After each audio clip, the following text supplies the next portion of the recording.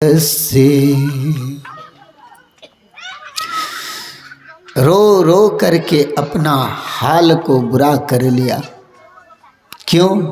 क्योंकि हम लोग जब बैठते हैं ध्यान करने के लिए और वह नींद आ जाती है तो पिया यानी परमात्मा को पाने के लिए बैठा था, लेकिन परमात्मा नहीं मिल सका, नहीं मिला। किसके कारण? वह नींद के कारण। संत महापुरुषों ने कहा भजन के बड़े ही दो विघ्न होते हैं। कौन कौन? भजनानंदी साधक के लिए जीवन में बड़े दो विघ्न होते हैं।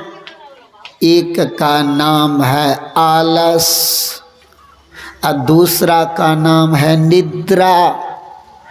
आलस और निद्रा जब आ जाए तब समझ लेना भजन नहीं हो पाएगा। इसीलिए ये दोनों से पेंच न पई है, या अर्थात ये दोनों पर साधक क्या करते हैं? विजय प्राप्त करते हैं। इसीलिए जब भजन बनने लग जाएगा तब नींद कम हो जाएगा, भोजन कम हो जाएगा, वजन घट जाएगा। अगर जब भजन नहीं बढ़ेगा तो दिन रात सोए रहोगे। जब बैठो तब निद्रा आ जाएगी, भोजन पर बैठोगे तो बस एक कढ़ैया खा जाओगे, हैं? और इतना वजन बढ़ जाएगा जो शरीर भी संभालना बड़ी मुश्किल होगी। हेगो बाबा आए थे मेरे मंच पर सत्संग के लिए, हम मंचे पर से बेचारे घोलट गए। मैंने कहा बाबा, कल के बाबा शरीर बहुत फैल गए, हैं? तो यही हालात है। भजन होगी तो समझ लेना शरीर का वजन नहीं बढ़ सकता, कदापि नहीं। इतिहास को पढ़ करके देख लीजिए, देख लीजिए इतिहास को पढ़ करके। जिन जिन ने तपस्या किया उन सब का शरीर सूख गया है कि ना? आज जिन्होंने भजन नहीं किया उनका शरीर तो पलट गया है। इसीलिए आज गोस्वामी जी कहते हैं जो रास्ते में अगर जो सो जाता है तो वह वहाँ से भगवान छिटक करके भाग जाते हैं, दर्शन नहीं होता। भगवान का आगमन हो गया है श्रृंगवीरपुर में। जब श्रृंगवीरपुर पहुँचे हैं भगवान तब याद रखिए वहाँ गए हैं भगवान तो भील की वहाँ के राजा गुह निषाद राज हैं। गुह निषाद राज दूर से ही देखते हैं और भगवान को तो साष्टांग दंडवत प्रणाम किया, लेकिन भगवान से कहते हैं जो हे प्रभु मैं तो नीच जाति के हैं और आप क्या मुझे अपना सकते हैं? क्योंकि नीच को प्रभु कैसे अपनाएंगे? भगवान ने कहा जो हे गुह निषाद राज, मेरे शरण में जो आ जाए वह सब मेरे जैसे होते हैं, तो अपनों से घृणा किसको होनी चाहिए? विचार कीजिएगा आप लोग, शब्द पर गौर करेंगे आप लोग। अर्थात यह जीव आत्मा परमात्मा के हैं, कभी परमात्मा इस जीव से घृणा नहीं करते हैं, घृणित नहीं होते हैं। हम समाज में जो घृणित वातावरण को फैला रखे हैं सो ये क्या है, यही तो पाखंड है। इसी पाखंड को दूर करने के लिए हमारे गुरु महाराज कहते हैं, पाखंड अरु अहंकार तजी, निष्कपट हो अरु दीन हो, सब कुछ समर्पण कर गुरु की सेव करनी चाहिए। इसीलिए हम लोग पाखंडियों के फेर में नहीं पड़े। पाखंडियों का काम है धर्म की पाँव को तोड़ देना। ये पाखंडी का काम है धर्म से अलग हो करके अधर्म के मार्ग को अपना करके अपनी सत्ता को चलाना, अपनी विवेक को लगाना, अपने विवेक को लगा करके धर्म के 4 चरण होते हैं। ये चारों चरण जब धर्म का टूट जाता है तब पाखंडबाज होने लग जाता है। और जब धर्म की चारों पाँव मजबूत होते हैं तो धर्म पाँव को जमा कर जब तक रखता है तब तक इस पाखंडियों का कुछ बिगड़ने वाला नहीं है। लेकिन ये पाखंडी ने तो धर्म की पाँव को तोड़ देता है। जब कलयुग महाराज आए हुए थे तो वृषभ के 3 पाँव को तोड़कर एक ही पाँव पर लड़खड़ाते हुए उसको पीछे से कोड़ा मारते लिए जा रहे थे। उस समय महाराज परीक्षित ने उनको ललकारा और कहा, रे मूर्ख, मेरे राज्य में ऐसे विष, बैल को कहते हैं ना, विषव यानी बैल को कहा, ऐसी बैल को धर्म का प्रतीक कहा, ऐसे मेरे राज्य में धर्म की ऐसी पाँव को तोड़ करके तूने कौन हो ललकारा। तब क्या कहा, कहते हैं मैं कलयुग हूँ, गिरगिराने लगा। सब जब कहे कल बहुत तरह से उनको समझाया लेकिन ये मानने को गिरगिराया, शरणागत हो गए। शरणागत को मारना नहीं चाहिए, इसीलिए महाराज परीक्षित ने उसको मारा नहीं था और उसको क्या किए, महाराज परीक्षित के चरण पकड़ कर गिरगिराने जब लगे हैं। कहा, महाराज मेरे राज्य में अगर 108 बार जो भजन कर लेगा, स्वकीर्तन नाम भजन कर लेगा, उसका तो बेड़ा पार कर देंगे। इसी कारण से महाराज परीक्षित ने उसको रहने की अनुमति दे दी थी। और जब अनुमति मिल गई है तब देखिए कहा मैं रहूं कहाँ, स्थान बतला दिया। 4 जगह पर उनको रहने का स्थान बतलाया। 4 जगह कहाँ कहाँ, जहाँ जुआ खेला जाता है ना, जुआ जहाँ खेला जाए समझ लो वहाँ कलयुग है। जहाँ दारू शराब पिया जाता है, दारू शराब, और नर्तकी यानी वेश्या रहती है, ऐसे स्थान पर कलयुग का निवास होता है। अगर उन्होंने मांगा तो कहते महाराज इतने से मैं संतुष्ट नहीं हूँ, तब कहा स्वर्ण भी मेरे लिए हो जाना, सोना जिसको बोलते। तो महाराज के मुकुट तो सोने का था ही, उसी मुकुट में कलयुग महाराज प्रवेश कर गए और उसकी बुद्धि ही भ्रष्ट हो गई, समझ गए।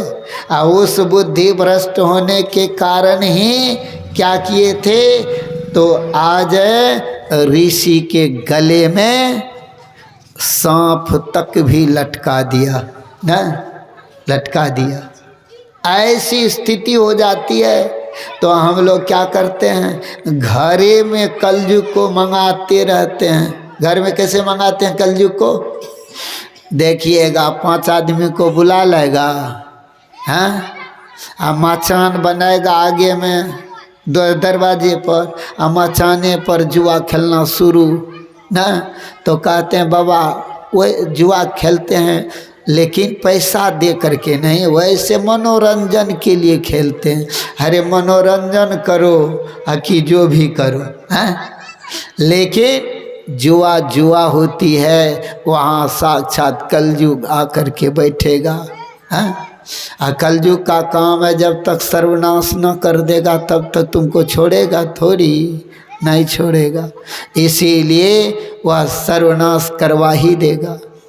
जहाँ दारू शराब पिएगा ना, तो आजकल के चौक चौराहे पर देखिएगा, हम लोग तो देखते रहते हैं ना, जो सब सामान तो इधर खाने पीने का रहता ही है देखावा, पीछे से बेचारे पॉलीथीन भी बेचता है, गांजा भी बेचता है, समझ गए, गांजा भी बेचता है, सब कुछ वह बेचेगा। हाँ, वह बेचेगा, वह खरीदेगा, वहीं ऊपर क्या करेगा तो काट के पिएगा, जुआ खेलेगा। क्या ये सब कलयुग महाराज का प्रभाव है, हाँ, कलयुग का। इसीलिए मैंने तो देखा है एक सत्संगी को भी दुकान में गांजा बेचते। हाँ, अब विचार कीजिए ये क्या है? नशा उन्मूलन को बंद करनी चाहिए। इस तरह से उन्होंने कलयुग को घर बुला लेते हैं। कलयुग जब घर आएगा, कपार पर बैठेगा तो क्या करेगा सो पहले बताओ। इसलिए आज भगवान श्री राम श्रृंगवीरपुर पहुँचे हुए हैं। अब भील भगवान से कहते हैं मैं नीच हूँ, आप मुझे अपनाएंगे? कहा हे निषाद राज, मेरे दरबार कोई चले आए, मैं सबको अपनाना चाहता हूँ, क्योंकि जीव प्रभु के हैं, प्रभु न अपनावे तो कौन अपनाएगा? हैं? शारीरिक संबंध के द्वारा जैसे हम अपने पुत्र को उत्पन्न कर पुत्र की देखभाल कितनी करते हैं, वैसे जीव आत्मा भी परमात्मा के पुत्रवत ही हैं। क्या मेरे पिता मेरे लिए कुछ नहीं किया, कुछ नहीं करेगा? ऐसी बात नहीं है। पुराणों को पढ़िए,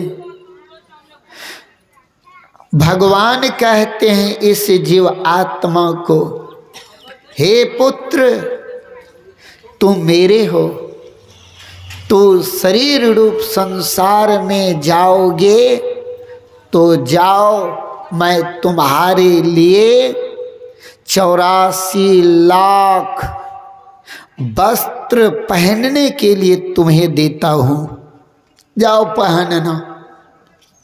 84 लाख प्रकार की सेठ परमात्मा ने इस जीव आत्मा रूपी पुत्र को पहनने के लिए प्रदान किए हैं।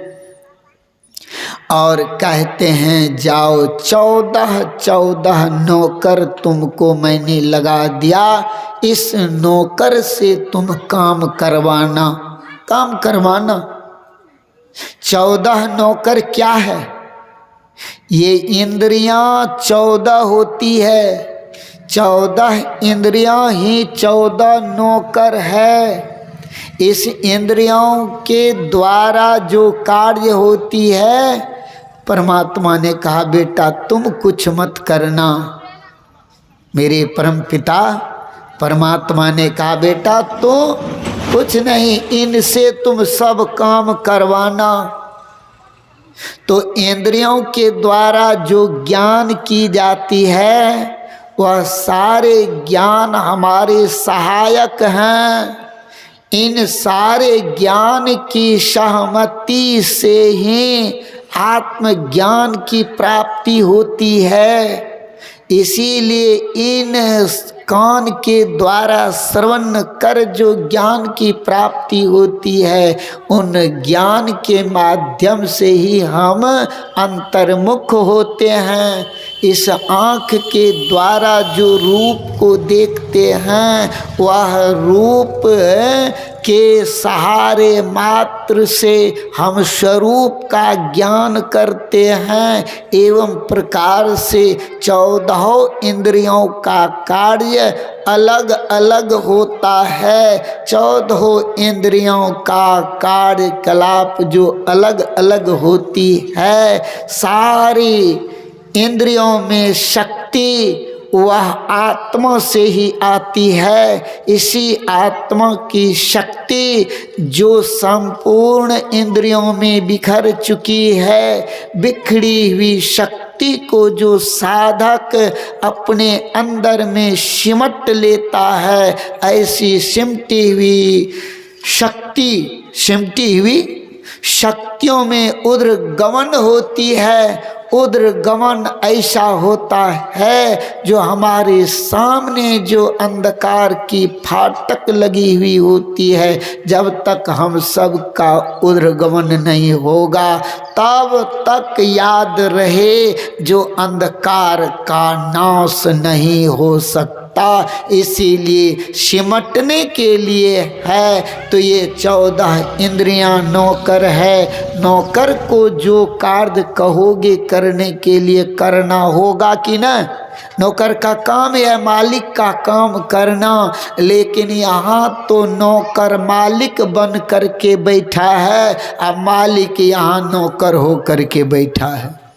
इंद्रियां जो जो कहती है सो हम सब के सब करते हैं। एक भी कहा चेतन का मान ही नहीं रहे हैं, है कि न। इसीलिए यह शरीर रूपी अवध जो है, इस अवध का राजा आत्मा रूपी राम ने नहीं बन पाया है। आत्मा रूपी राम जिस दिन इस शरीर रूपी अवध का राजा हो जाएगा, समझ लेना आज मेरे जीवन में राज्याभिषेक हुई, अर्थात राम राज्य की स्थापना आज हुई है। जिस दिन यह चेतन का चलने लग जाए, समझ लेना राम राज्य है। जब इंद्रियां की चलती रहेगी, समझ लेना राम राज्य नहीं, यह तो राक्षस राज है। समझ गए।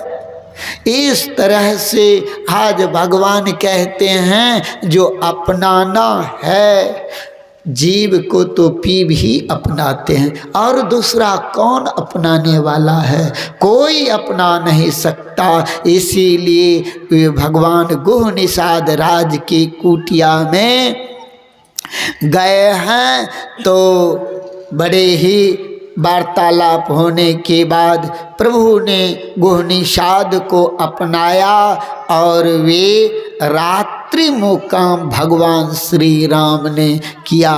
कहाँ किया है? गुह निषाद राज की कुटिया में।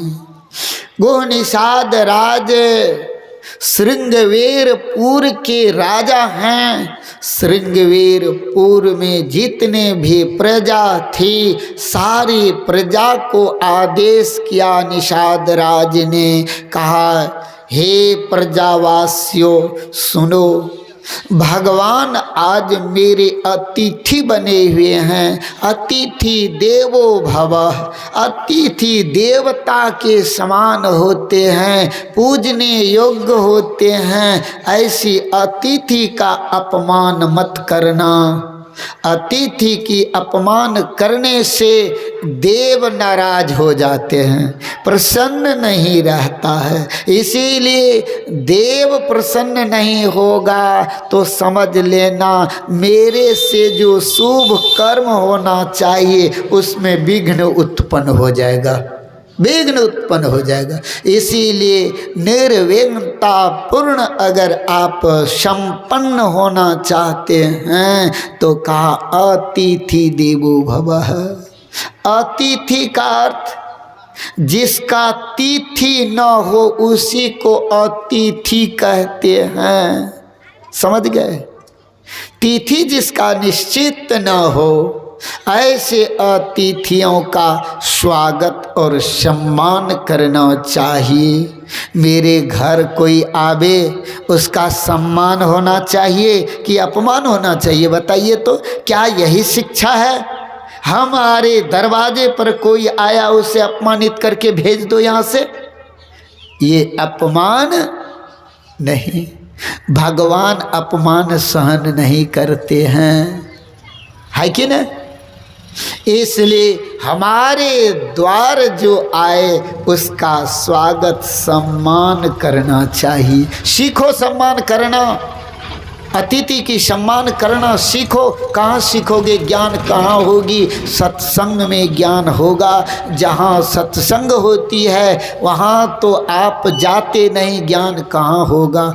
खाना पीना सो जाना ये तो पशु समान है। पशु भी इतना काम करते हैं और उतना काम हम मनुष्य हो कर के भी करते रहें तो क्या पशु और हम में अंतर क्या रह गया? इसलिए पशुवत जीवन बिताना छोड़ दो। हम परमात्मा के हैं, परमात्मा को पाएंगे। जब तक परमात्मा में मिल नहीं जाते हैं तब तक हम इस दुनिया में चलते रहेंगे, शरीर संसार में आते जाते रहेंगे। ऐसी दुनिया को दुखालय कहा। यह जीव सदा सदा के लिए दुख भोगता रहेगा। ऐसे दुख को कौन भोगता रहे? इसलिए सुख की चाह न करो। सुख का प्रयत्न करने पर सुख भी मिलता है। सुख का प्रयत्न अगर नहीं किया तो सुख आपको नहीं मिलेगा। इसलिए प्रयत्नशील हो करके हमें सुख की प्राप्ति सबको करना चाहिए। और ऐसे सुख जो संसार का सुख नहीं, कहा संसार के सुख तो क्षण मात्र के लिए है, आज है कल नहीं रहेगा। ऐसे संसार नश्वर सुख पदार्थ को अगर आप भूल करके यानी त्याग करके इसी संसार में रह करके ही शाश्वत सुख की प्राप्ति की जा सकती है, यह संभव है। इसीलिए ऐसे स्थान पर आप आए हैं जो इसी स्थान से शाश्वत सुख की प्राप्ति होती है, अन्य स्थान पर जा कर के नहीं। अर्थात मेरे कहने का भाव है जो मनुष्य शरीर के द्वारा ही शाश्वत सुख की प्राप्ति की जा सकती है, यह संभव है। अन्य किसी भी शरीर में जाकर जीव वह सुख को प्राप्त नहीं कर सकता। इसीलिए हम लोगों को शाश्वत सुख की प्राप्ति करना चाहिए। इसके लिए यही स्थान से आरंभ करो। अर्थात मनुष्य शरीर में जब तक रहोगे तभी तक आप भगवान का भजन सत्संग साधु संग सब करके अपना उद्धार कर सकते हो। इस मझधार से पार हो सकते हो, यह संभव है। इसीलिए हम लोगों को बड़े भाग्य से यह मनुष्य का शरीर परमात्मा ने दिया। हम सब बड़े बड़भागी हैं, अभागे नहीं हैं। अभागे तो तब हो जाते हैं जब हम भगवान का भजन नहीं करते हैं। गुरु महाराज ने कहा, फुटल मनुष्य बाके भाग गुरु गम नाही लहे। मनुष्य का भाग तब फुट जाता है जब हम सदगुरु से युक्ति लेकर भक्ति नहीं करते हैं, तो उसको भगफुट्टा कहो तो कोई हर्ज नहीं, चाहे वह प्रिंसिपल क्यों ना बन जाए। इस संसार के सबसे बड़े पद राष्ट्रपति की होती है, वह भी क्यों ना बन जाओ। अगर तूने गुरु युक्ति लेकर के अगर भक्ति नहीं किया है तो याद रहे तू भगफुट्टे है, भग फुटे, तेरा भाग फुट गया। ऐसा पुण्य किया जो इस पद तक गया, लेकिन अब जो नहीं करोगे तो सीधे 84 में चले जाओगे, है कि ना। एक बार याद रहे, बिहार के दरोगा प्रसाद राय जी थे, मुख्यमंत्री थे कि ना, मुख्यमंत्री थे। और शिशु बाबा गुरु महाराज से निर्धरक बातें किया करते थे। जब उस मुख्यमंत्री का शरीर त्याग हो गया तो शिशु बाबा जा कर के कहते हैं, हुजूर ये तो आपसे दीक्षा लिए थे, दरोगा प्रसाद राय जी आपसे दीक्षा लिए थे, कहिए। गुरु महाराज से कहते हैं, हुजूर उसका शरीर छूट गया, कहिए वे कहाँ जा कर के जन्म लिए हैं, कहाँ जा कर के जन्म लिए। गुरु महाराज का थोड़ा बताइए। तो गुरु महाराज कहते हैं, थोड़ी देर तो मौन रही, और मौन होने के बाद गुरु महाराज कहते हैं, देखो जी बहुत गरीब घर में जाकर के उसका जन्म हो, मनुष्य शरीर तो मिला लेकिन बहुत गरीब घर में जाकर के जन्म लिया है, जो कि माँ के स्तन में दूध भी नहीं है। ऐसे गरीब घर खाने पीने के लिए उसे कुछ भी नहीं है, कुछ भी नहीं है। इसलिए उन्होंने ऐसा जब कहा तो देखिए मेरे कहने का भाव है, अगर भजन नहीं करोगे तो सीधे 84 लाख प्रकार के शरीर में चले जाओगे, दुख होगा। ऐसे दुख में हम जब रहते हैं तो रो रो करके जीवन को व्यतीत करते हैं। ये जब जीवन दिया है हंसने के लिए, मतलब आनंद लेने के लिए, वह आनंद भजन का आनंद लेने के लिए। भजन में आनंद ही आनंद है, भजन में कहीं विषाद नहीं होते हैं। भजन में होत आनंद, आनंद बरसत विशद अमी के बादल, भीजत है कोई संत। ऐसी आनंद को प्राप्त करने के लिए परमात्मा ने यह मनुष्य का शरीर दिया है। संगवेरपुर में भगवान पहुँचे और गुह निषाद राज को ने अपनी प्रजा को कहते हैं, जे हे प्रजाओ भगवान का चौकसी करो। चौकसी बुझते हैं, यानी जग करके पाड़ा करो, जगे रहो। जगने की बात क्यों कहा गुह निषाद राज, जो सारी रात जग करके, क्योंकि मेरे अतिथि हैं प्रभु श्री राम, आज मेरे अतिथि हैं। ऐसी अतिथि की सेवा सब कोई जग करके करो। गोस्वामी जी कहते हैं जगने की बात क्यों कहा। गोस्वामी जी कहते हैं देखो प्रजाओ, गुह निषाद राज कहते हैं प्रजाओ, जब गंगा के तीर पर भगवान का पहला मुकाम हुआ तो उस समय प्रजावासी यानी अवधवासी, सारे अवधवासी आए थे अवध को छोड़ करके, जहाँ राम रहेगा तहीं मैं रहूँगा, वहीं पर मैं रहूँ। लेकिन वहाँ जा करके भगवान का जागरण होता है, वे सब के सब सोए रह जाते हैं। आश्रम में गुरुजी सोए रहे, चलवा जगे, ये शोभा देता है, और गुरुजी जग जाए चलवा सोए रहे, क्या यह शोभा देता है बताइए। इसीलिए गुरुजी से पहले चलवा को ही जग जाना चाहिए, चलवा को ही जग जाना चाहिए। हाँ, इसलिए आज वे चौकसी रहने को कह दिया। कहा अगर जग करके नहीं रहोगे तो हो सकता है यहाँ से भी भगवान छिटक करके भाग जाएगा, तब क्या लोगे? हाँ, तब क्या लोगे? इसीलिए सतर्क रहो, जो भगवान हम सब को छोड़ करके भागे नहीं। भगवान को भगाना नहीं है, भगवान को तो पकड़ करके रखना है कि ना। चाहे जैसे पकड़ कर रखो, लेकिन पकड़ करके रखो, हैं। इसलिए गोह निषाद राज ने सबको चौकसी रहने को कह दिया। सबके सब जग करके गोह निषाद राज के आदेशानुसार भगवान का पहरा कर रहे हैं।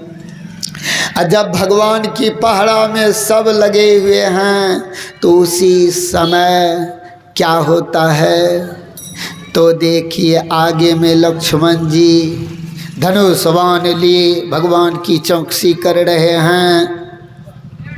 उसी पीछे में आकर के निषाद राज भी लक्ष्मण जी के पीछे में चौकसी कर रहे हैं, और उसके पीछे ही सब के सब लगे हैं। जब सब चौकसी कर ही रहे हैं, उसी समय गोह निषाद राज के मन में उपजता है, क्योंकि यह पापी मन कभी भी ये चुप बैठे रहता है, मुंह तो बंद रहता है, लेकिन कुछ न कुछ सोचते ही रहता है। लेकिन यहाँ पर आज वे भगवान के ही विषय में सोच रहे हैं निषाद राज। हम सब जब बैठते हैं तो भगवान की विचार को लेकर के नहीं बैठते हैं, हम तो दुनिया की विचार को लेकर के बैठे रहते हैं। वह समय फजूल चला जाता है। जब तक आप बैठे हैं तब तक याद रहे, मुंह तो नहीं बोले लेकिन श्वासा मेरा भगवान के नाम सौ कीर्तन में लगा रहे, यही विचार करके कबीर साहब ने कहा, श्वास श्वास में नाम सुमिर ले, को जाने कल की जगत में खबर नहीं पल की। कब यह श्वास रुक जाएगा इसका कोई भरोसा नहीं है, कोई ठिकाना नहीं है। हम लोग तो कहते हैं आज नहीं लेंगे भजन भेद, कल लेंगे भजन भेद। अगर रातें कहीं दम तोड़ दिया तब क्या करोगे, तब क्या करोगे। यूँ चला जाएगा, 84 लाख प्रकार के शरीर में चला जाएगा। इसीलिए जब ज्ञान हो जाए तभी जीवन का सवेरा कहा है, इसीलिए ज्ञान प्राप्त कर लो, तेरा जीवन का जो है सूर्य उदय हो जाएगा। जब तक सूर्य उदय ना हो अंधकार का दूर नहीं होगा। ये संभव है, जो सूर्य उदय ना हो और अंधकार चला जाए, ये संभव नहीं है। तेरे जीवन में जो वह ज्ञान रूपी सूर्य का ना प्रकाश होगा तो समझ लो गुरु ज्ञान यानी दीक्षा यानी भजन भेद आपको लेना ही पड़ेगा। और नहीं तो क्या, साधु महात्मा तो कहेंगे ना मानो तो क्या करेंगे। गुरु महाराज कहा करते थे, कहो माने ना माने कोई सजा ना दे सकते और ईश्वर की सजा से बच नहीं सकते। गुरु महाराज कहते गुरु ज्ञान सूर्य रूप, उनकी ज्योति अनूप, उनके नाव से तम कुप भजो साध गुरु। ये अर्थात साधक के अंदर वह ज्ञान सूर्य की तरफ अपने जीवन को प्रकाशित कर देता है। इसलिए ऐसे ज्ञान को पाकर जो थोड़ा थोड़ा भजन करेगा उसी का जीवन सुखमय मंगलमय है होगा। ये संसार के सुख की बात साधु महात्मा नहीं करते हैं। यहाँ तो सब के सब, चाहे सुख हो दुख हो, ये तो आता जाता रहेगा, सबके साथ लगा है। लेकिन शाश्वत सुख की प्राप्ति तो भजन से ही प्राप्त होता है। गोह निषाद राज के पीछे, गोह निषाद राज जो लक्ष्मण जी के पीछे बैठे हैं, वे कहते हैं, क्या कहते हैं, कहते मन ही मन सोचते हैं, और सोचा गया तो प्रकट तो होगा ही ना। और कहते हैं भगवान श्री राम के संबंध में माता कैकेयी ने क्या दुख दिया है। प्रभु श्री राम को बहुत बड़े दुख दिए। प्रभु को आज इस वन में इस पत्ते की बिछावन पर सोए प्रभु को देखकर निषाद राज के मन में हुआ, आह माता कैकेयी ने प्रभु को बहुत दुख दिया। यह शब्द लक्ष्मण जी सुन गए और सुन कर कहते हैं, लक्ष्मण जी कहते हैं निषाद राज से, काहो को सुख दुख करि दाता, निज कृत कर्म भोग सुनो भ्राता। कहते ही भाई किसी को ना तो कोई दुख देता है और ना ही कोई सुख देता है, अपने ही किए हुए कर्मों का भोग सबको भोगना पड़ता है। अब देखिए हम सबको ना तो कोई सुख दिया है और ना ही कोई दुख दिया है, ये सुख और दुख तो मेरा ही किया हुआ कर्म का फल है, इसीलिए कर्म फल से कोई बच नहीं सकता। इतिहास को पढ़ करके देखिए, महाराज दशरथ जी को जब एक भी पुत्र नहीं था, उन्होंने वन में गए थे शिकार करने के लिए, वन में शिकार करने के लिए गए थे। राजा का काम ही शिकार करना, शिकार करने के लिए गए। और जब शिकार करने को गए हैं तो महाराज दशरथ शब्द भेदी बाण चलाने का ज्ञान उसके पास था, शब्द भेदी बाण चलाना जानते थे। ब्रह्म मुहूर्त की बेला, उस समय वे क्या करते हैं, अपने माता पिता को जो श्रवण कुमार भार बना करके गए थे तीर्थाटन करने के लिए, तीर्थाटन करने, माता पिता के ऐसे भार बना करके, हम लोग तो आज माता पिता के कोई भार नहीं लेते हैं, बलय हो जाता है माता पिता, हाँ, लेकिन हे माता पिता के पुत्र सबों के लिए यह ज्ञान है ना। माता पिता को संत कबीर साहब ने प्रथम गुरु कहा, प्रथम गुरु का, प्रथम गुरु माता पिता सोई रज बीज के दाता, है कि नहीं। ऐसे गुरु का अपमान कभी मत करना। एक माता और पिता समस्त चाहे 10 की 100 पुत्र क्यों न हो जाए, लेकिन एक माता पिता 100 का पालन करने की सामर्थ्य रखता है और करते हैं, लेकिन 100 पुत्र मिल करके भी एक माता और पिता को ऐसी बंटवारा कर देता है, जो भोर खइए बरका भैया लंग तो सांझ खइए हमरा लंग। विचार करो, बंटवारा हो जाती है, हाँ? बीचे में दीवार देगा, एक ऐसी दीवार बन जाते हैं पुत्र के लिए माता और पिता। विचार करो, ज्ञान के अभाव में माता पिता क्या खा लेंगे तो तुम्हारा घट जाएगा क्या? विचार करो, बंटवारा करते हो। ज्ञानी पुत्र होना चाहिए, जो माता पिता मेरे ही जीवन भर मेरे साथ रहे, है कि नहीं। भगवान श्री कृष्ण ने पांडवों के साथ रहा तो देख लो क्या हुआ। अरे माता पिता तुम्हारे साथ रहेगा तो देख लेना क्या होगा, हाँ? सो नहीं। कहावत है, उबरहि पुत्र पिता के धर्म, आ खेती उपजे आपने ना, अपने करना। आजकल क्या कहते हैं, उबरहि पिता पुतक कर्म, आ खेती उपजे उरिया छिटने। समझ गए, खेती उपजे उरिया छिटने। बड़ी विचित्र हाल है, यही हालात है माता और पिता की। विचार करो, माता पिता जीवन में नहीं मिलेगा। गंगा है गंगा, पाप कर्म करते हो, गंगा स्नान धोने के लिए जाते हो, और गंगा घर में बहती है उसमें स्नान नहीं करते। अरे स्नान वहाँ करो, सब पाप से मुक्ति मिल जाएगी। हाँ? लेकिन माता पिता की, ऐसे श्रवण कुमार थे जो माता पिता उसके अंधा और अंधी थे। अंधक मुनि को और दोनों माता और पिता को श्रवण ने भार पर लेकर के तीर्थाटन करने को चला गया।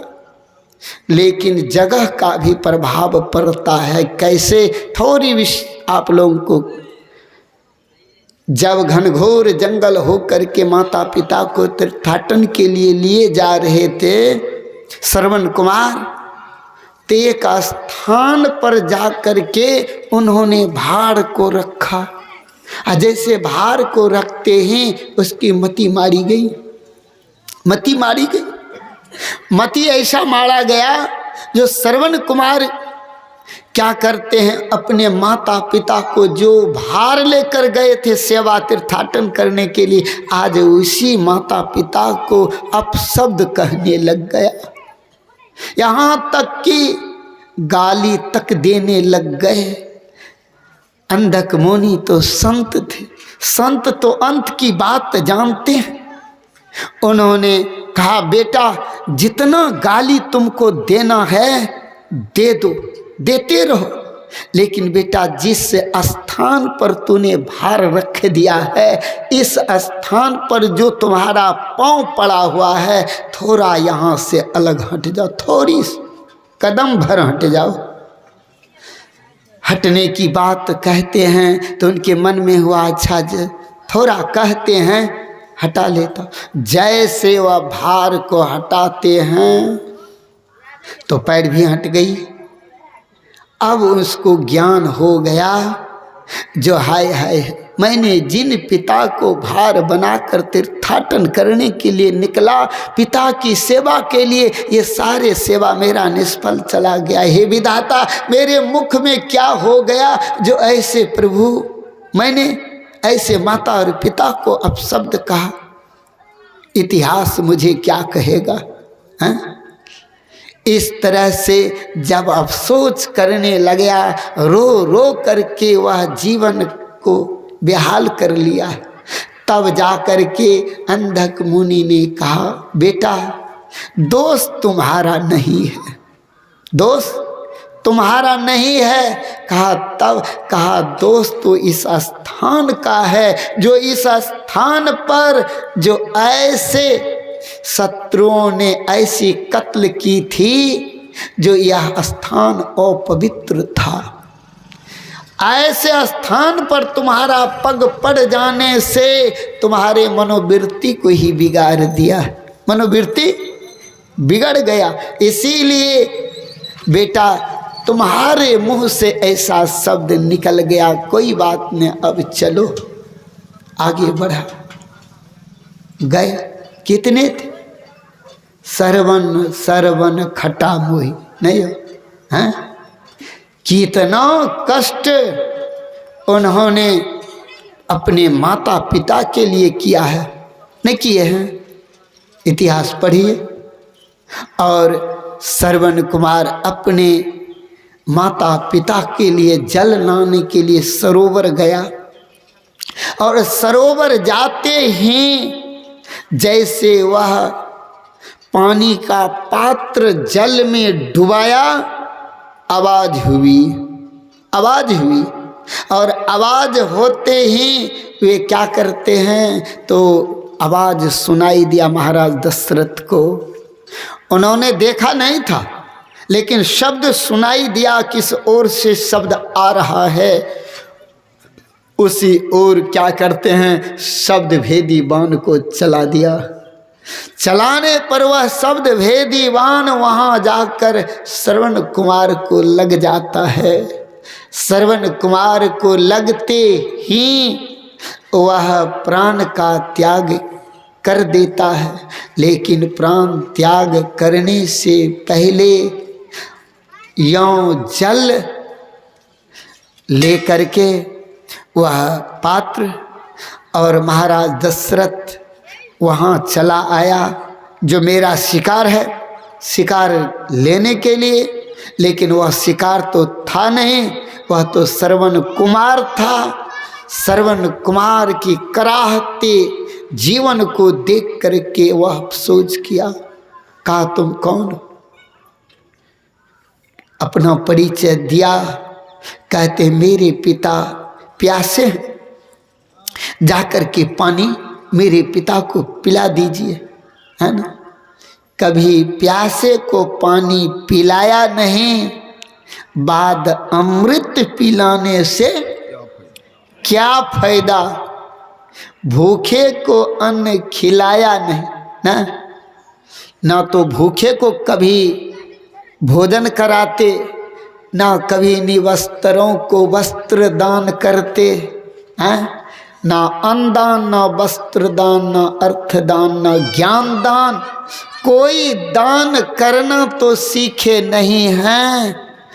और दान करना तो ये क्या है, हैं? ये जो वस्तु की दान करते हैं उनका उन वस्तुओं से आसक्ति खत्म हो जाती है। हाँ, इस तरह से उन्होंने हाथ में लोटा लिया महाराज दशरथ और चले गए अंधक मुनि को पानी पिलाने के लिए। वह नज़दीक में गए, पाँव की आहट को सुन करके अंधक मुनि कहते हैं पुत्र इतना विलम्ब क्यों कर दिया, कहाँ रह गया, क्या हुआ? अब बोल नहीं रहे हैं। कहा बेटा बोल नहीं रहे हो, क्या हुआ? अंत में कहते हैं तू मेरा पुत्र नहीं हो, बोलते क्यों नहीं? तब महाराज दशरथ कहते हैं अगर नहीं बोलेंगे श्राप दे देगा। तो महाराज दशरथ कहते हैं मैं आपका पुत्र नहीं हूँ। महाराज दशरथ अवध के राजा। ऐसे सुना, दशरथ शब्द सुनकर कहा मेरा पुत्र। कहा आपका पुत्र मेरे बाणों के द्वारा मारा गया। कहा आपका पुत्र मारा गया। जैसे सुना वैसे उसके मुखारविंद से निकल गया। हे राजन, जिस प्रकार से मैं आज पुत्र के वियोग में मैं शरीर का त्याग करता हूँ, अब मैं जीवित रह करके क्या करूं? देखिए पुत्र मोह क्या होता है। महाभारत को भी पढ़ करके देख लीजिए। जिस समय गुरु द्रोणाचार्य के बाणों से आज पांडवों में खलबली मचा हुआ था, भगवान श्री कृष्ण से अर्जुन कहा हे केशव, क्या आज मैं यह युद्ध हार जाऊंगा क्या? कहा हे पार्थ, आज जब तक गुरु द्रोणाचार्य के हाथों में बाण रहेगी तब तक उसे कोई पराजय नहीं कर सकता, नहीं कर सकता। ऐसा कहा कि ना नहीं करे। तब कहते हैं तो पराजय तब हार जाएंगे। कहा हार और जीत की बात तो मैंने नहीं कहा। कहा कि सब कोई उपाय करो। कहा एक उपाय। कहा वह कौन सी उपाय? कहा यही एक उपाय है जो कि अश्वत्थामा उनके पुत्र, अश्वत्थामा उनके पुत्र हैं और पुत्र मृत्यु शब्द सुन करके ऐसा शोक प्रकट करेगा जो वे बाण रख देगा। और दूसरा उपाय तो कोई उपाय नहीं है, तभी ये संभव है। नहीं तो आज जब तक उनके हाथों में बाण रहेगा तब तक उसको पराजय का स्वाद कोई चखा नहीं सकता। तो कहा तब क्या करना चाहिए? कहा तब क्या करना चाहिए? तो उपाय भगवान श्री कृष्ण ने बतला दिया। कहा अवंती देश के राजा के पास एक हाथी है, उस हाथी का नाम है अश्वत्थामा। उस हाथी को मार करके जब तक झूठा हल्ला नहीं कर दोगे तब तक वह बाण नहीं रखेगा। अर्जुन ने कहा हे केशव, मैंने ऐसा काम नहीं कर सकता जो झूठ के सहारा लेकर के मैं विजयी प्राप्त करना मैं नहीं जानता, ये मैंने विद्या नहीं सीखी है। कहा ऐसी विद्या नहीं सीखो तो लो युद्ध करो, है ना, करो युद्ध। तब जा कर के कहा कि सब उपाय, कहा उपाय तो बतला दिया ना। तब पूछा धर्मराज युधिष्ठिर से, कहा धर्मराज युधिष्ठिर क्या ये भार तुम ले सकते हो? अर्जुन तो भार नहीं लिया ना, तुम ले सकते हो? कहा बड़े भैया कहा करते थे ना, कहा ले सकते। कहा केशव अगर विजय के श्री के लिए, विजय श्री के लिए अगर ये पाप की बोझ मुझे उठाना पड़े तो मैं उठा लूँगा। आदेश हो गया। होता क्या है, भीम के द्वारा उस हाथी को मरवाया गया। हाथी को मारकर भीम ने झूठा हल्ला कर दिया। झूठा हल्ला क्या करते हैं, मैंने अश्वत्थामा को मार दिया, या डंका पीटते हुए कहाँ चले गए? द्रोणाचार्य के पास। द्रोणाचार्य जो सुन करके कहते हैं, हे भीम तुम पांचों भाई के गुरु मैं हूं, मैं अच्छी तरह से जानता हूं मेरे पुत्र पराजय का स्वाद नहीं चख सकता, मैं अच्छी तरह जानता हूं, फिर भी तुम कहते हो, तुम्हारे वचनों पर तो मुझे विश्वास नहीं होगा। लेकिन जब धर्मराज युधिष्ठिर एक शब्द झूठ नहीं बोलते, अगर धर्मराज कह दे तो मैं मान लूँगा और अपना अस्त्र शस्त्र, अपना बाण धनुष रख दूँगा। कहा अच्छा। धर्मराज युधिष्ठिर से पूछा गया, धर्मराज युधिष्ठिर ने क्या कहा? धर्मराज युधिष्ठिर कहते हैं, नरो नरो हाथो वा कुंजरू कहते। लेकिन उसी बीच में भगवान श्री कृष्ण ने ऐसी शंख की फूंक यानी लगाई, किसी ने उस ध्वनि को सुना तक नहीं सुना। लेकिन जब वह ध्वनि नहीं सुनी, लेकिन नरो तो सब कोई सुना था, हतो वाह कुंजरो कोई नहीं सुना। नरो का अर्थ होता मनुष्य ना। तब मनुष्य तो सब सुन लिया, मरा, लेकिन यह शब्द नहीं सुनने के कारण उन्हें मुहूर्त भर के लिए धर्मराज युधिष्ठिर को नरक में जाना पड़ा। हम लोग तो दिन रात झूठे बोलते हैं, दिन रात झूठ ही बोलते रहते हैं। क्या होगा बाबा, जब उसे भी एक शब्द झूठ बोलने पर उसे भी नरक जाना पड़ा। हम और आप किस खेत की मूली हैं बताएं, किस खेत की मूली हैं? इस तरह से धर्मराज युधिष्ठिर को नरक हुआ। श्रीमद् भागवत महापुराण को पढ़ करके देखिए, जब तक आप मन ही में सोच कुछ रहे हैं तो समझिए संसार की बातें को मन में सोच रहे हैं तो उसको उस समय आपको पाप नहीं होगा, उस समय पाप नहीं होगा। जब अगर बोल गए कंठ से ऊपर अगर शब्द आ जाता है तब तो पाप लग जाएगा। इसीलिए का मन सा पाप नहीं होता है बल्कि मनसा पुण्य होता है। मनसा पुण्य होता है, मनसा पाप नहीं होता है। उस समय मनसा पाप, मन से जो पाप कर रहे हैं पाप तो नहीं होगी, लेकिन याद रहे वह समय आपका फजूल समाप्त हो जाएगा, खत्म नहीं हो पाएगा पुण्य। अगर मन ही मन अगर मंत्र जाप कर रहे हैं ये पुण्य आपको होगा।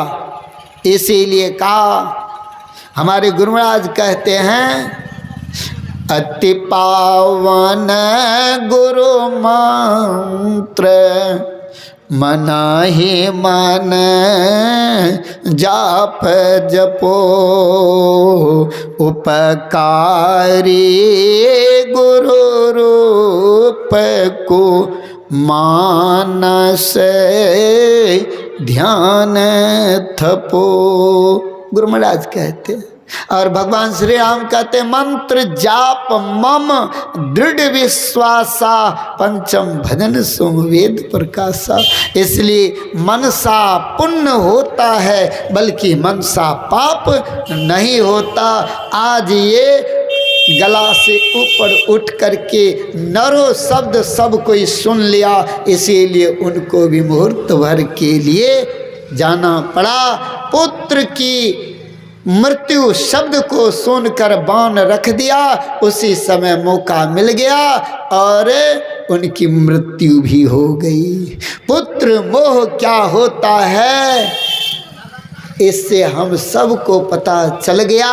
जो ऐसे पुत्र मोह, आज वे महाराज दशरथ से कहते हैं जो लो आज मैं पुत्र कि वियोग में अपने प्राण का त्याग अवश्य करता हूँ, लेकिन तुम्हें भी क्या करना पड़ेगा, तुम्हें भी पुत्र के वियोग में इसी तरह प्राण को त्यागेगा।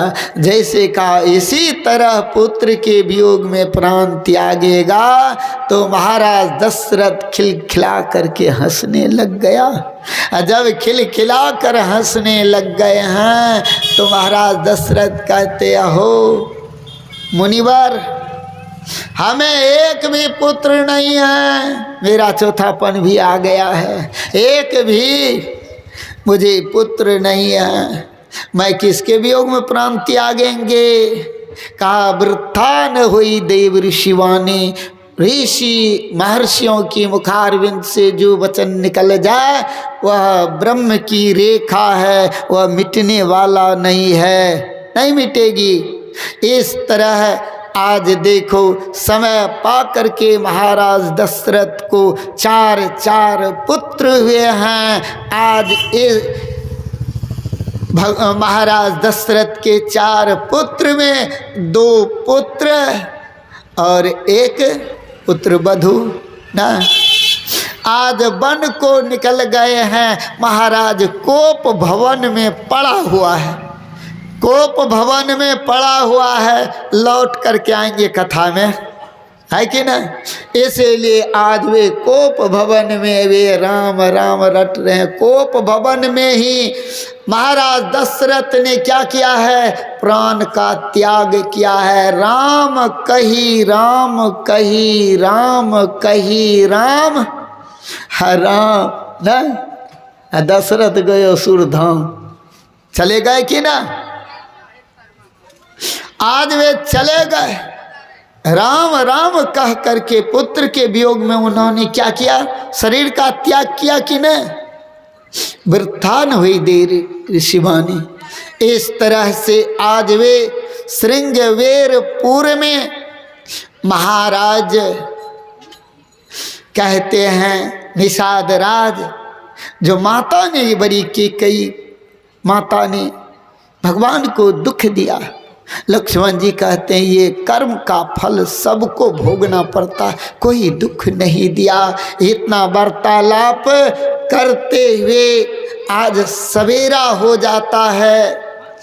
गांव के भील लोग जितने भी प्रजागण थे सब के सब सोच रहे हैं जो प्रभु रात्रि विश्राम तो यहाँ किए श्रृंगवेरपुर में, कल जो भगवान विदा होंगे सो विदा कैसे होंगे प्रभु।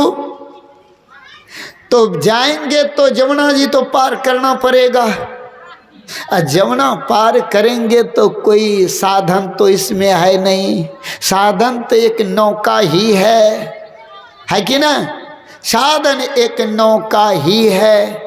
कल मेरे प्रभु श्री राम जब जाएंगे विदा लेंगे तो नौका तो चाहिए उनको, सारे जितने भी भील लोग थे नौका चलाने वाले, सब अपनी अपनी नौका को अच्छी तरह से सजा रहे हैं अच्छी तरह से। जो मेरे ही नौका में बैठे, मेरे नौका में बैठे, कौन चाहेगा मेरे द्वार प्रभु न आवे? कौन चाहेगा? सब चाहते हैं संत और भगवंत की चरण मेरे घर पर जाए, सब चाहते हैं। सबके सब भील आज वे प्रभु की कहते हैं मेरे नौका में बैठ करके प्रभु पार होंगे, मेरे नौका में। सब अपना अपना नौका सजा रहा है। एक भील बड़ी गरीब है, गरीब। देखो गरीब का हृदय कितना उदार होता है ना। अमीर का हृदय आप कहेंगे नहीं है उदार। अमीर तो अपने धन में ऐसा मस्त हो जाता है, ऐसा मस्त हो जाता है। कल कहावत है अक्षैत धन है प्राप्त नहीं हो। ऐसे ऐसे धनवानों को देखा है, अपने हाथों से तो धन अर्जन किया लेकिन अपने हाथों से सारे धन को अब बुरा भी दिया है कि न? क्यों? कारण होगा कि न? इसलिए धन को, पुत्र को सब संभाल करके नहीं रखते हैं न। धन अगर है तो धर्म कार्य में लगाओ, जितना धर्म कार्य में लगाओगे धन घटेगा नहीं। श्री सद्गुरु महाराज की जय। क्या कहते हैं? दान किए धन न घटे अजौ सहाय, गोस्वामी जी का वचन है कि ना। लेकिन ऐसे अभागे जीव को दान के समय में मुट्ठी खुलता ही नहीं है कि ना। दान के समय मुट्ठी खुलता नहीं। यही सुदामा जी गए थे भगवान श्री कृष्ण के पास, और जब गए हैं तो सुदामा की पत्नी का क्या नाम था? सुशीला। सुशीला का अर्थ होता है सुंदर, पवित्र बुद्धि ना। पवित्र बुद्धि वाली जो होगी वही सुशीला होगी ना। ऐसी सुशीला अपने प्रियतम ना सुदामा को बार बार कहा करते हैं जाओ जाओ प्रभु श्री कृष्ण मित्र हैं आपके, जाओ बार। और जब गए हैं तो 4 मुट्ठी तंडुल लेकर के गए, और जब लेकर के गए हैं तो कांख तरे छुपा करके रखे हुए थे। अब भगवान बार बार कहते थे जो कि अरे मेरे लिए भाभी श्री ने कुछ दिया भी है, तो वह बहाना लगाते हैं, कहते हैं क्या कहूँ मित्र ना, क्या कहूँ मित्र, रास्ते में मैंने भटक गया। कुछ से कुछ बहाना बना रहे हैं, कुछ से कुछ बहाना लगा रहे हैं, रास्ते में भटक गए। कहा मैं वो नहीं पूछता हूँ। कहा भाभी श्री ने कुछ दिया है मेरे लिए? नहीं देते थे, निकाल, लज्जा होती थी न। तो जबरन उसके न जबरन निकाल लिया कांख तले से, और भगवान ने अपने हाथों से खाया। सुदामा पुरी को आज द्वारका पुरी बना दिया। बनाया कि ना? खाया तो थोड़ा ही, लेकिन दिया कितना। यह ज्ञान जब हम सबको हो जाए तो भगवान श्री कृष्ण कहते देखो देखो अभागे जीव का यह स्वभाव कैसा होता है। ये अभागे जीव का स्वभाव ऐसा ही होता है। ये दिया हुआ तो मेरा है, सब कुछ मेरा है, लेकिन ये अभागे जीव मेरे दी हुई वस्तु को इस तरह से पकड़ करके रखता है जो निकलता ही नहीं है। निकलता है? ये सब कुछ तो परमात्मा के हैं, सब कुछ समर्पण कर गुरु की सेव करनी चाहिए। परमात्मा का सब कुछ तन मन धन आत्म करी अर्पण में ही आज उतरे।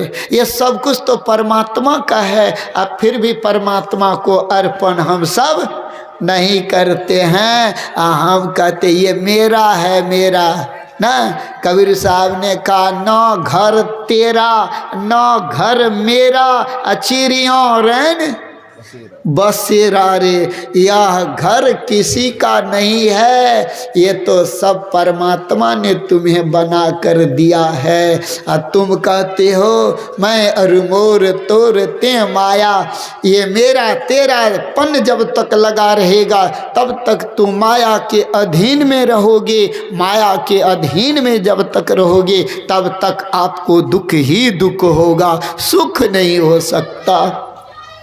इस तरह से आज वे श्रृंगवेरपुर में क्या करते हैं, भील सब गरीब भील है, कुछ नहीं, बेचारे को टूटी नौका है, टूटी नौका को सजा भी रहे हैं और रो भी रहे हैं। देखिए प्रसंग पर आप लोग गौर करेंगे, रो भी रहे। और उनकी धर्म पत्नी आ गई, कहते हे नाथ आप क्यों रो रहे हो? कहा हे देवी मुझे तो उतना अर्थ नहीं है, अर्थ नहीं पैसा टका रुपया मेरे पास तो नहीं है।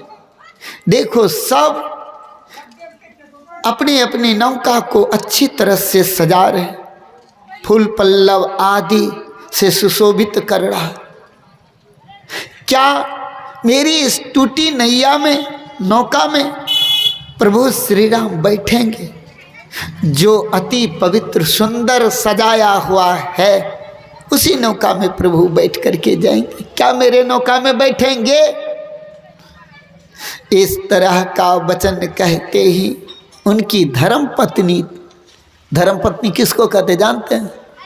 जो अपने पति को धर्म के मार्ग पर चलने के लिए सदैव प्रेरणा करते रहे उसको धर्म पत्नी कहते हैं। अपत्नी कहते हैं उसको जो अपने पति को पतन की ओर पहुंचा दे, यानी पतन कर दे, उसी का नाम पत्नी है। तो पत्नी या धर्म पत्नी बुझलिया है? किसको कहते हैं? आजकल पराया वही हुआ करते हैं ना, विशेष मेरी पति की ही पतन कैसे हो वही में लगे रहते हैं। 16 ना 15 ना, हाँ वही है ना। इसीलिए उसको पतिव्रता नारी नहीं कहते हैं, समझ गए? उसको पतिव्रता नारी, आएंगे प्रसंग में तो सुनाएंगे, सब प्रसंग सुनने को मिलेगा। तब जा कर के उनको क्या करते हैं, तो वे कहा हे देवी मेरे नौका में बैठेंगे। वह धर्म पत्नी क्या कहती है, हे नाथ अगर आपका प्रेम, अगर प्रभु के प्रति अगर सच्चा प्रेम है तो आप ही के नौका में प्रभु बैठेंगे। प्रेम के पाले प्रभु होते हैं, है कि नहीं? प्रेम के प्याले।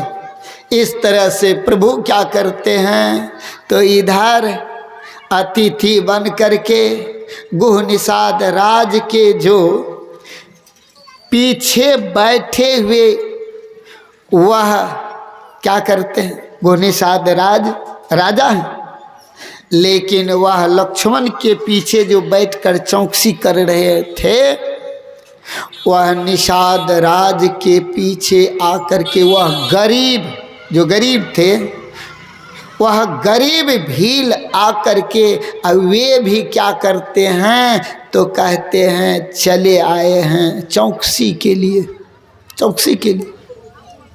क्योंकि सारे को जगने को कहा था निषाद राज, सब कोई जग करके रहो, आज धर्म पत्नी जो कहती है सच्चा प्रेम अगर आपका होगा तो अवश्य बैठेंगे। तो कहा क्या करना चाहिए? कहा जाइए जाइए प्रभु की सेवा में चले जाइए, छोड़ दीजिए नौका को सजाना। उन्होंने पत्नी की बात मान करके, धर्मपत्नी की बात मान करके नौका को सजाना छोड़ दिया और उन्होंने वह चौकसी में जा कर के पीछे वे भी चौकसी कर रहे हैं। यह प्रसंग जो सुना रहे थे, सबको कर्म का फल भोगना पड़ता है। तो उसी कड़ी में एक शब्द लक्ष्मण जी के मुखारबिंद से निकलते हैं। कहते हैं लक्ष्मण जी, हे निषाद राज, प्रभु श्री राम की चरण में संपूर्ण तीर्थ व्रत सब कुछ प्रभु श्री राम की चरणों में ही है। कहा जब सब कुछ प्रभु की चरण में ही है तो इसकी चरण ही पकड़ लेना चाहिए ना, सब कुछ मिल जाए। और जो चरण में सब कुछ न हो उस चरण को पकड़ोगे तो क्या मिलेगा? हैं? तो जिस चरण में ऐसे नारी अहिल्या को भी उद्धार कर देने की सामर्थ्य रखते हैं, तो ऐसे ही चरण को पकड़ने के लिए अब उन भील के मन में हुआ, गरीब भील के मन में हुआ जो ऐसे ही चरण कैसे पकड़ा जाए। तो मेरे राज्य के राजा निषाद राज हैं, और निषाद राज के पास मेरा एक पुण्य धरोहर रखा हुआ, एक वरदान महाराज के पास याद आ गया उसको। क्योंकि निषाद राज ने जब राजत काल में वह वन को गए थे, यानी आकेट वन को गए थे। आकेट में उसको शिकार करने के समय में उसे प्यास लगी थी। वह प्यास जो लगी थी तो यही गरीब भील लक्कर लाने के लिए गए थे, लकड़ी काटने के लिए जंगल। लक्कर की गट्ठर यानी बोझा सिर पर लेकर के आ रहे थे। कहा प्रजा समझ करके, कहा पानी पिलाओ मुझे, प्यास से कंठ सूख रहा। उन्होंने लक्कर की गट्ठर को फेंक करके उस निषाद राज को जल पिलाया था। जल पीकर तृप्त हुए और ऐसी अवस्था में कहते हैं, भील कहो मैं क्या आपको दे सकता हूं, जो मांगो सो मैं दूंगा, बताओ। बेचारे कहते हैं आप मेरे राजा हैं, मैं आपकी प्रजा हूं, भला आपसे मैं क्या मांगू? समय आने पर आपसे मैं मांग लूंगा। कहा ठीक है, जब तुम्हें जरूरत पड़े तब तुम मांग लेना। जैसे मंथरा के ने महाराज दशरथ के पास धरोहर 2 वरदान रखा था, रखे थे कि ना, धरोहर वरदान रखा हुआ था। वह वरदान तो मौका पर आकर के ऐसा किया जो अवध की दीपक को बुता दिया। आज एक भील के पास जो भी निषाद राज के पास भील की जो वरदान दी हुई है, वह वरदान ने उसका उद्धार कर दिया है कि नहीं? एक वरदान तो मझधार में दे गया है, एक यहाँ भी वरदाने है, इसका बेड़ा पार कर दिया है कि नहीं? हाँ, इसीलिए आज वे क्या करते हैं, जब यह कथा कहते कहते लक्ष्मण जी ने सारी रात गुह निषाद राज को कर्म फल पर सत्संग सुनाते रहा। सवेरा जब होते हैं, त्रैकाल संध्या वंदन का समय आया, प्रभु श्री राम की जागरण हुई। उस समय भगवान त्रैकाल संध्या वंदन करके निवृत्त हुए। अब कहते हैं निषाद राज, अब मुझे जाना चाहिए था, तो उठे जैसे निषाद राज, वैसे ही पांव पकड़ लिए निषाद राज का। कौन? गरीब भील जो थे, निषाद राज का पांव पकड़ लिया। कहा महाराज मुझे आज एक वस्तु मांगनी है। कहा मांग लो, जितना वस्तु तुम्हें मांगना है मांग लो। आज प्रभु श्री राम मेरे अतिथि हैं, इसलिए आज तू जो मांगना चाहते हो सो सब मांग लो। कहा महाराज मुझे एक ही वस्तु मांगनी है। कहा क्या? कहा प्रभु आज तो प्रभु श्री राम जाएंगे गंगा पार कर होने के लिए। एक ही वचन जो आपने कहा था जब मांगने का होगा तब मांग लेना, वह वचन आज मैं मांग रहा हूँ, वह वरदान आज मांग रहा हूँ। कहा क्या है वह वरदान? कहा प्रभु आज मेरे नौका के सिवा दूसरे की नौका इस घाट पर नहीं आवे, यही एक वरदान प्रभु मुझे दे दो। अब तो बेचारे वचनबद्ध था ना, वचनबद्ध था, उनको हामी भर दिया। कहा जाओ आज तुम्हारे नौका के सिवा किसी की नौका इस घाट पर नहीं आएगा। सबको खबर दे दिया आज इस भील के अतिरिक्त किसी की नौका घाट पर नहीं आवे। सबकी नौका सजी की धजी पड़ी रह गई ना, पड़ी रह गई। और ये बेचारे क्या करते हैं, तो नौका को ले करके और चला गया और नौका ले करके वहाँ खड़े हैं, प्रतीक्षा कर रहे हैं प्रभु श्री राम कब आएंगे कब आएंगे।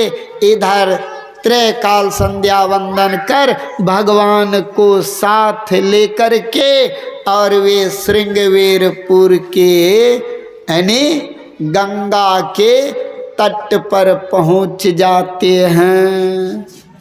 जब गंगा तट पर पहुँचते हैं तो भगवान के साथ हैं निषाद राज, प्रजावासी सबके सब आदरने के लिए गए हैं, साथे हैं।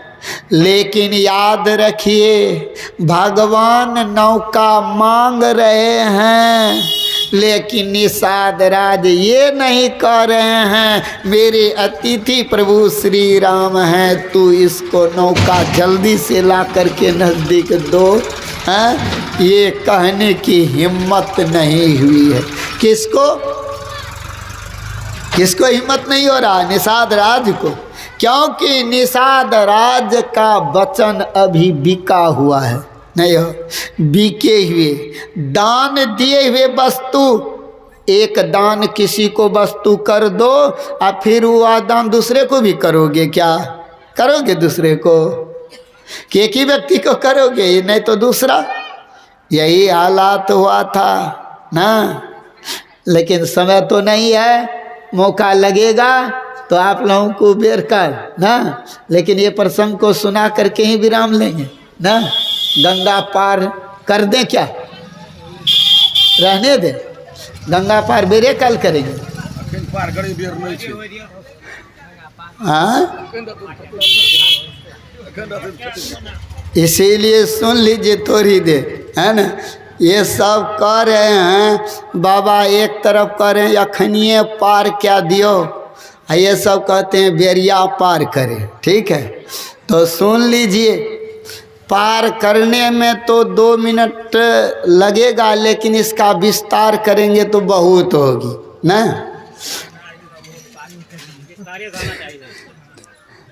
तो बोलिए प्रेम से श्री सद्गुरु। ध्यान से थोड़ा देर और सुन लीजिए, है ना। अब अमर सिंहेश्वरी बाबू कहते हैं नहीं टाइम भए गेलै। अच्छा कनि देर रुकू न, मंच पर छियै श्री सद्गुरु। हाँ तो मेरे कहने का भाव है केवल आज वे नौका लेकर के वह घुमा रहे हैं। अब प्रभु श्री राम क्या करते हैं, बारंबार नौका मांग रहे हैं, है ना। अब मांग रहे हैं तो वे नौका लाकर देते ही नहीं, नौका को घुरा रहे हैं। और वे कह रहे हैं, क्या कहते हैं जानते हैं, कहते हैं महाराज नौका तो मैं अभी आपको नहीं दे सकता हूँ, क्योंकि मैंने सुना है जो तेरे चरणों में ऐसी ताकत है, ऐसी ताकत है हे प्रभु, जो पत्थर को भी आपके चरण सुंदर नारी बना देती है। अब मेरी तो ये काठ की नैया है, अगर बिना पाँव धोवे अगर मैंने आपको नौका चढ़ा लिया तो समझिए जब यह नौका काठ की है, पत्थर से अति कोमल न काठ होती है,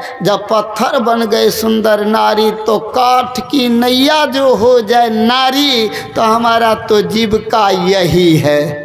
तो हम कैसे निर्वाह करेंगे, हैं? कैसे निर्वाह करेंगे? इसीलिए पाँव धो लूँगा और तब आपको मैं इस पर चढ़ाऊँगा और तब पार करूँगा ना। इधर तो अब सोच रहे हैं जो ये गंगा पार, लेकिन सोचना चाहिए ना निषाद राज को, जो इस तरह की वार्तालाप कर रहे हैं तो उसको डांट फटकार दें। मेरी प्रजा तुम हो, मेरी अतिथि प्रभु श्री राम हैं, इसके साथ तुम इस तरह की वार्तालाप क्यों कर रहे हो? इस तरह जब करते हैं तो एक बार भी बोले नहीं, हाँ एक बार भी बोले नहीं है। हाँ जब नहीं बोल रहे हैं, चुपचाप हैं, इसीलिए भगवान बार बार मांग रहे हैं नौका। आइए बार बार मांगने पर भी नौका नहीं दे रहे, नहीं दे रहे। कहते हैं पाँव धो लूँगा तब आपको पार उतारूँगा, अन्यथा नहीं पार उतारूँगा, नहीं तो आपको। कहते हे राम मैंने तुमसे कोई उतराई भी नहीं लूँगा, हाँ फ्री में उतार दूंगा, फ्री में उतार दूंगा। तब कहते हैं अगर आपको नहीं पार उतरना है, आपके पास कोई उतराई नहीं है, तो जाओ थोड़ी दूर पर एक ऐसी घाट है, थोड़ी सी पानी है, उसी घाट से आप पार उतर जाना। बहुत वार्तालाप वहाँ किए हैं, करते हुए तो पर भी नहीं देते हैं। तब अंत में क्या करते हैं, तो कहते हैं अब ये नहीं देगा। तब भगवान ने कहा अच्छा ठीक है तो पाँव पखार लो, जब ऐसी ही मर्जी तुम्हारा है तो पाँव पखार लो, लाओ जल कर। अब जैसा वचन उन्होंने सुना पाँव पखार लेने की बात, तो उन्होंने उतर गए और उतर करके दौड़ लगाया, गांव पर चले गए, गांव पर। गांव पर जा कर के और सबको कहते हैं चलो चलो चलो, आज मैंने प्रभु श्री राम की चरण पखारेंगे, सब कोई चरणामृत लेना ना, सब कोई चरणामृत लेना। देखो ये है शुद्ध प्रवृत्ति के लोग, भक्त है ना, जो मैं भी खाया और दूसरे को भी खिलाया, है कि ना। जो खाता है वही दूसरे को खिलाता भी है, और जो भजन करता है वही दूसरे को भजन करवाता भी है कि ना। इसीलिए आज कहते हैं चलो चलो सब कोई। हम लोग तो आज क्या करते हैं, ऐसे स्वार्थी बने हैं, 2-4 बाल बच्चे में ही तबाह रहते हैं। इसके पेट से आगे का पेट तो कोई भर नहीं सकते, है कि। इस तरह से जैसे कहा चलो, गए पत्नी को कहते हैं झट से चलो चलो प्रभु श्री राम की आज क्या करना है, चरण पखाड़ना है, चलो जल्दी से। अब उनकी धर्म पत्नी यह शब्द सुन करके अब फूट फूट करके रोने लग गए। नहीं, उसको मोबाइल सुनता है?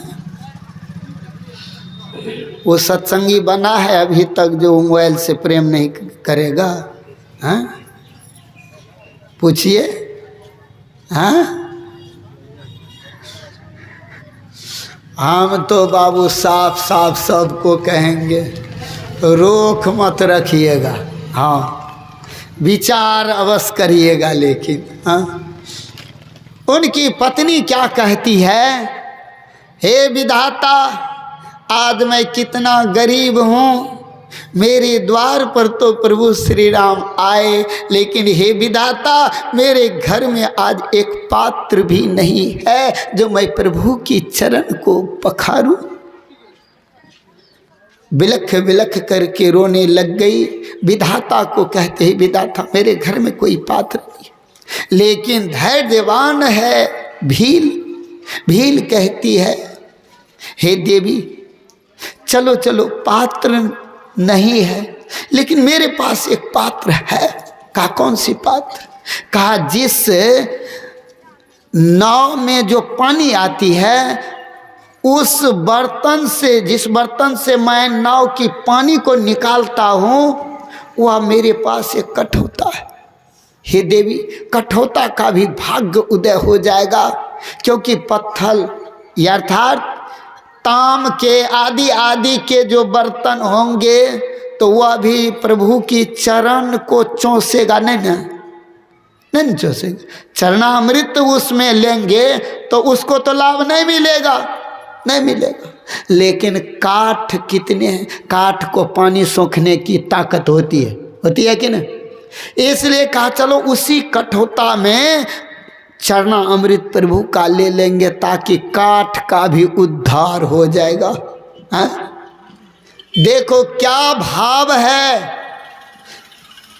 लेकिन गांव में लोग क्या करते हैं जानते हैं? सत्संग का समय ले लेगा और समय लेकर के प्रचार प्रसार नहीं करेगा, बस घरे ठो में। देखते हैं हर जगह की ऐसी हालात होती।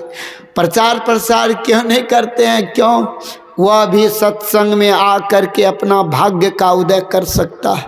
अगर आपके प्रचार प्रसार से आकर के वह सत्संग में एक शब्द सुन करके सुधर गया, तो वह कितना बड़ा पुण्य आपको होगा, इसका अंदाजा आप नहीं लगा सकते हो। इसलिए उद्धार के लिए यही है। इस मझधार से पार करने के लिए तो ये संत कहते हैं सदगुरु खवटिया ना। सदगुरु ऐसे खवटिया हैं जो इस भवसागर से पार कर देता है। ऐसे सदगुरु से प्रेम करने के लिए तो प्रचार करने की जरूरत है कि ना? जरूरत है।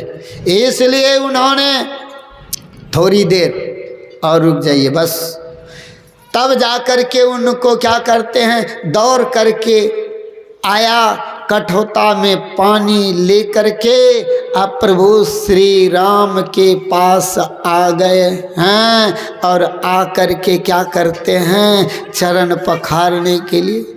प्रभु श्री राम ने जैसे पांव दिया तो ब्रह्मांड कहते हैं हिल गया, यानी धरती डगमगा गई।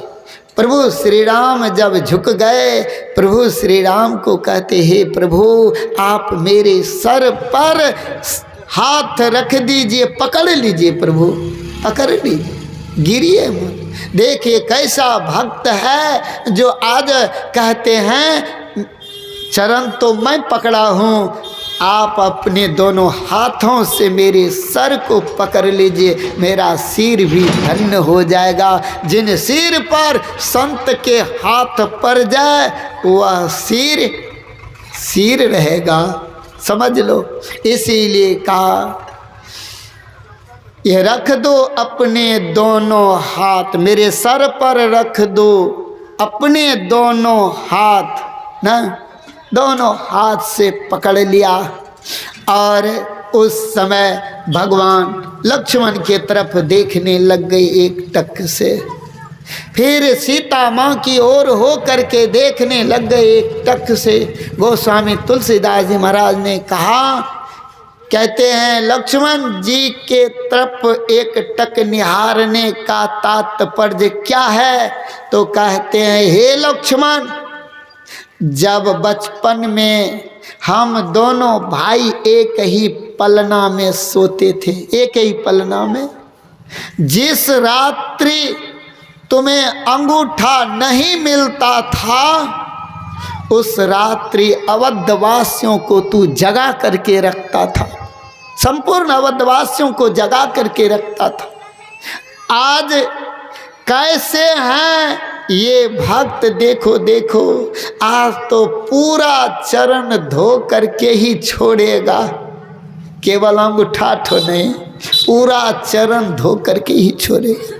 सीता महारानी की तरफ इंगित करते हैं, कहते, हे सीते, 6 माह तक जनकपुर में रहा, तुम्हारे पिता जनक विदेही कभी मैंने पाँव धोने नहीं दिया, लेकिन ये भक्त ऐसे हैं जो देखो देखो, जो सारे चरण धो करके ही छोड़ेगा। और उन्होंने चरण पखार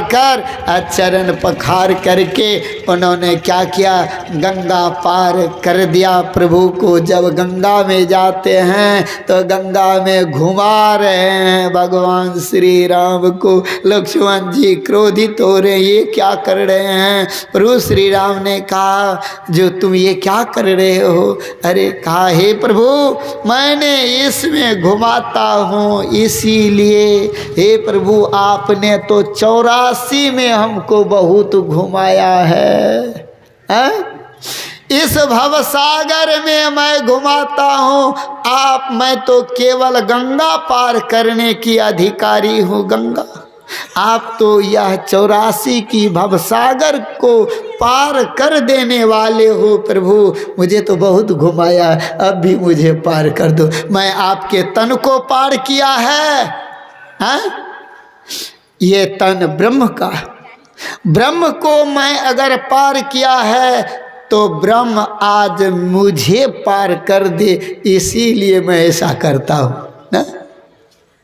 आज वे ब्रह्म का काम ही है इस जीव को इस भवसागर से पार कर देने के लिए ही ब्रह्म का आश्रयभूत होते हैं यह जीव। ऐसे जीव इस भवसागर में, भवकूप में पड़ा है, ऐसे दुख में पड़ा है, ऐसे दुख से पार करने की अधिकार तो एकमात्र संत सद्गुरु को है। इसलिए हम सब शरीर नाव है, ऐसी नाव पर आप बैठ करके, ये नाव ही माध्यम है न।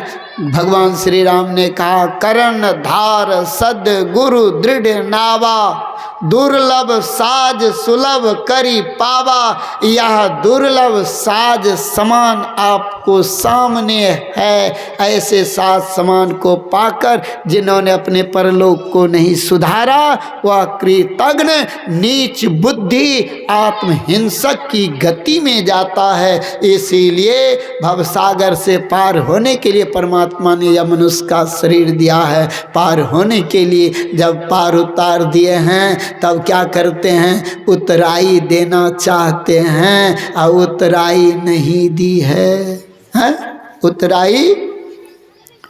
तो भगवान ने माता सीता की एक अंगूठी थी, माता सीता खोल करके दे देती है, कहते हैं इसे उतराई दे दो। कहा, प्रभु मैं एक भी उतराई नहीं लूँगा, यही मैं आपको पार कर दिया, आप मुझे पार कर दो। एक खेवटिया दूसरे खेवटिया से उतराई नहीं लेती है, मैंने आपको पार कर दिया तो मुझे भी 84 से पार कर दो, यही उतराई है। नहीं माने तो कहा, प्रभु आप नहीं मानते हैं तो उतराई लूँगी, लेकिन आप वन से जिस दिन लौट करके आएंगे तो आप उतराई देते जाएंगे, है ना।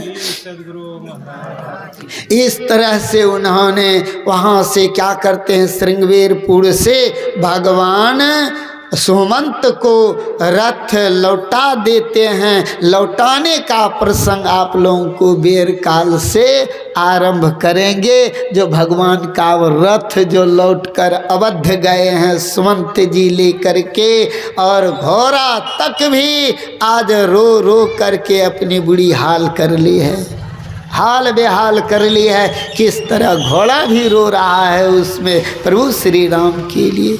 यह सृष्टि प्रभु की है। अगर सृष्टि में जितने प्राणी हैं सब प्रभु के हैं। ऐसे प्रभु के लिए जो करता है उसी के लिए प्रभु भी करता है। इसलिए जो प्रभु के लिए रोता है उसी के लिए प्रभु भी रोता है। इसी शब्दों के साथ मैं अपनी वाणी को अभी के कथा में विराम देता हूँ।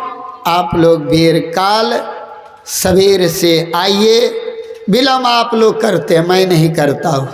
मैं तो यही कहता हूँ आप लोगों को, मैं कितना सुनाता रहूँ।